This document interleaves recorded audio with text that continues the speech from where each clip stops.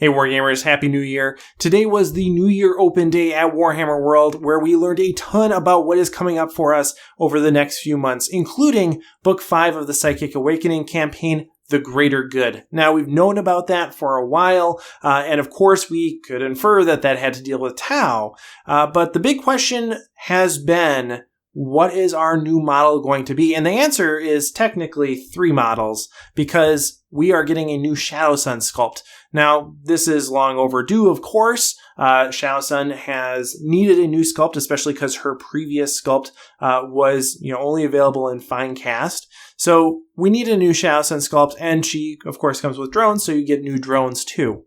3 sculpts. But I want to take a look at the Warhammer community release on this, as well as some other information that we've got from around the internet to talk about what this release means, some of her potential rules going forward, and just, in general, getting hyped about this new model because it's awesome.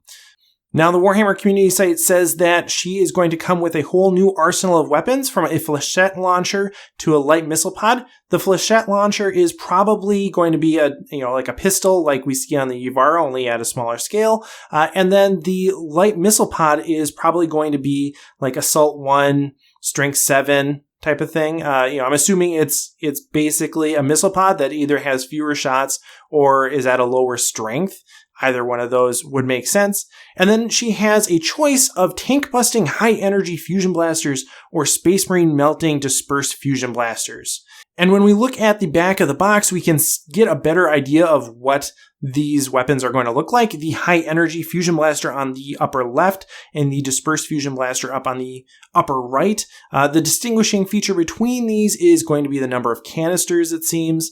The high-energy has 1 canister. The dispersed fusion blaster seems to have 2, but either way, you get your choice of these. You can take 2 of 1 or 1 of 2. You can mix and match, do whatever you want.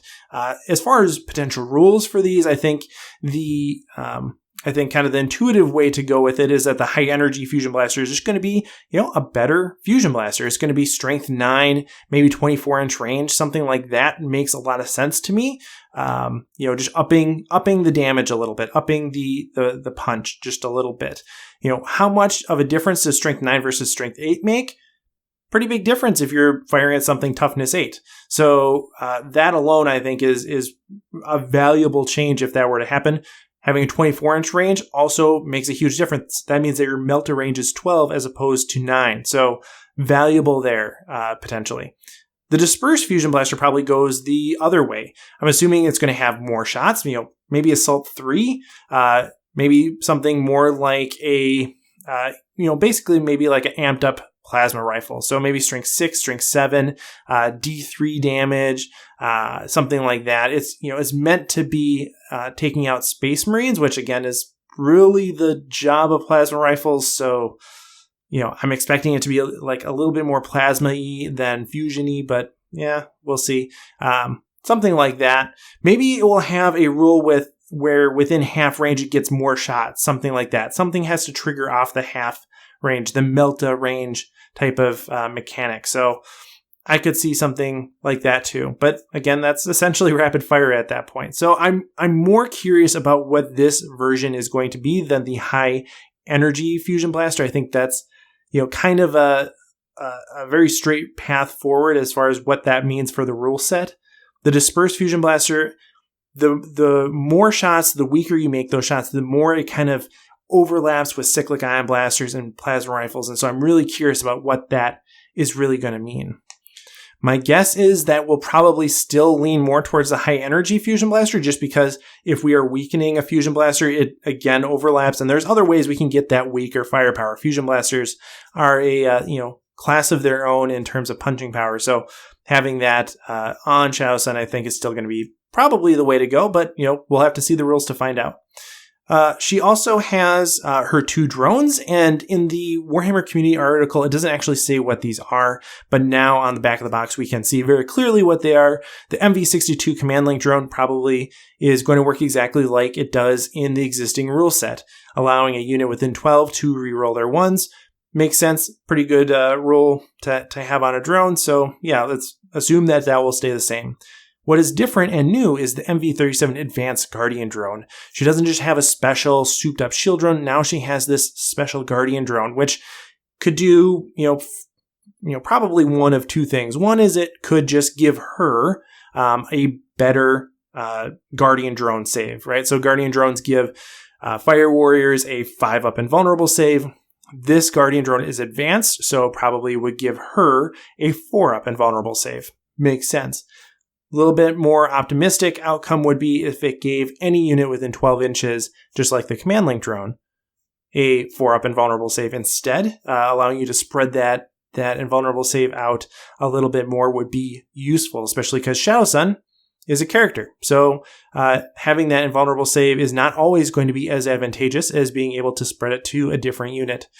Something where you could apply that to a unit of stealth suits or a ghost kill would be fantastic. So having that Guardian drone in with Shadowsun and a unit of stealth suits or a ghost kill, really, crisis suits as well would be really, really useful if that rule were to be the case. So overall, we see some really cool new sculpts here. We see some interesting labels, interesting names that could mean really useful things for us moving forward into the rule set. We have a few more images, though, that kind of give us a little bit more detail on what's going on here. This is the sprue. It shows you, of course, what's going to be in the model, but notably it includes 2 of each of the fusion variants. So you can have, again, 2 of the dispersed or 2 of the high power ones. So you don't have to mix and match. You can dedicate into one of those specs as much as you want. And the canister bit seems to be pretty easily magnetized just based on what it looks like on this sprue here. So that'll be cool. I also want to note that on the drones, they have kind of a cutout on the top of the dome that almost makes it look like they're supposed to dock onto Shadowsun herself or something else. They are distinct in their silhouette, and they are asymmetrical. So I kind of think, I think that would be really cool if they kind of went together. Now, of course, they don't actually go together when they're on the bases, but conceptually, it would be cool if they kind of docked and did something like that. I don't know, just kind of a side note that I think would be really cool if you had this type of docking mechanic, and if it was reflected in the rules, that'd be even better. You can see that here in this image as well, that the drones are basically mirrors of each other, that the cutaways are on opposite sides, allowing them to potentially, have some sort of interaction with that, like puzzle pieces. But Chaston also looks fantastic in this picture. Has she done something with her hair? Is it, I don't know, but it looks fantastic, right? And the suit, I really like the aesthetic of how the jetpack is modeled now. It's quite substantial, right? And of course, I love those fins. Those fins are always something that I love in a Tau model. And finally, we have, I don't know how often we've seen an image like this, but this is a depiction of how the pilot actually fits inside the suit. All the time on the forums, I see questions like, how does someone fit inside a crisis suit? How does someone fit inside a stealth suit or any battle suit, really? Like, how does the pilot operate the thing? And having this sketch is just, nice, but it also saves a lot of speculation, which I think is super cool. So I like this. It's interesting that her feet don't actually go down into the feet, that they basically end at the kneecap, more or less. But this also gives us an idea of the scale of the model. It's about twice as big as the previous Shadowsun model, which was essentially the size of Shadowsun herself. So quite more substantial looking, probably like a 50 mil base would be my guess, but we'll see.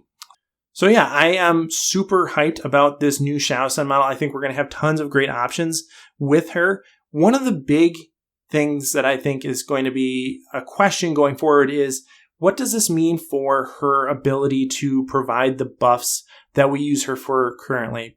In particular, command and control node. Right now, there's not a huge opportunity cost to using Shadowsun as a command and control node platform because, it's 2 fusion blasters. They're not going to be, really eligible to do a whole lot for the first 2 turns of the game or so. So having her give that up in order to boost a Riptide or boost a unit of broadsides, not a big deal. But the better her weapons get, the greater that opportunity cost becomes, and therefore, you have to make a more informed decision. You have to make a more nuanced game plan. So I think that's an interesting question that we'll have to see how her rules play out, of course, to answer, but still something worth keeping an eye on.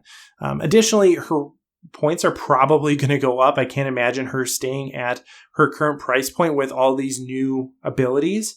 So she'll probably go up in points, but as long as it's not like going up to like 200 points or something like that, I think she's still going to be a very, very strong choice. Finally, and this is probably the biggest news out of the whole thing, she can be taken for any sept, probably except for Farsight Enclaves. So that means that you can have her lead a unit of your Lost Stealth Suits, or hang out with a unit of Borkhan broadsides, something like that. You can use her to presumably call Kauyon twice for pretty much any sept, which is really good. Tau still obviously huge advantage there, but one of the big advantages of Tau has historically been, or within 8th edition, been that you have access to Shadowsun with her. Now they open up the field a little bit more for a little bit more soup, a little bit more of non-Tau sept detachments in your list by allowing Shadowsun to be taken in, most, if not all, Tau detachments, which is awesome. So this is something that, again, I'm going to be thinking about more, of how I can fit her into different detachments and how she synergizes differently with those different septs. But overall, fantastic. Huge news. I can't wait for February when we start to really see more of what this book is going to hold for us. So let me know what you think in the comments below. Do you like the sculpt? Do you like the potential rules? Let me know. And as always, happy wargaming. Hey everyone, thanks for watching. If you enjoyed this video, consider joining our community over on Patreon. These are the people that really help drive the channel and make things happen. So special thanks to Shifty, Dallas Ellis, Jim Bob, Scott Heater, Nick Steele, Tao Oswald, Jackson, Stephen Cohen, Eric Jackson, Michael Byrne, Zealous Brimstone, Jared Egler, and Chris Kessler.